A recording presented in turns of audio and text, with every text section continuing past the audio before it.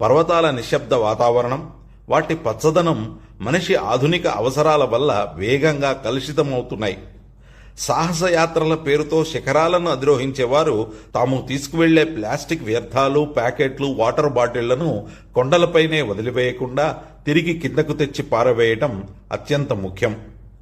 ప్రకృతి సిద్ధమైన దారులను మాత్రమే ఉపయోగించడం వల్ల నేల కోతను, చిన్న చిన్న మొక్కల నాశనాన్ని అరికట్టవచ్చు.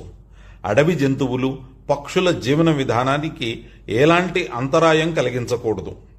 వాటికి మానవ ఆహార పదార్థాలు తినిపించడం పూర్తిగా మానేయాలి.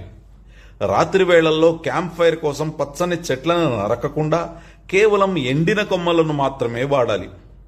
తిరుగు ప్రయాణంలో ఆ మంటలను పూర్తిగా ఆర్పివేయడం వల్ల అడవి మంటల ప్రమాదం తప్పుతుంది. పర్వత ప్రాంతాలలో ప్రవహించే స్వచ్ఛమైన సెలయేళ్లు, నదుల వద్ద రసాయన సబ్బులు, షాంపూలు వాడటం వల్ల నీరు కలుషితమై వన్యప్రాణుల ప్రాణాలకు ముప్పు వస్తుంది. నిశ్శబ్ద వాతావరణాన్ని కాపాడటానికి పెద్ద శబ్దాలతో కూడిన సంగీతం, అరవటం వంటి నియంత్రించాలి. స్థానిక ప్రజల ఆచారాలు, పర్యావరణ నియమాలను గౌరవించటం ప్రతి ఒక్కరి బాధ్యత.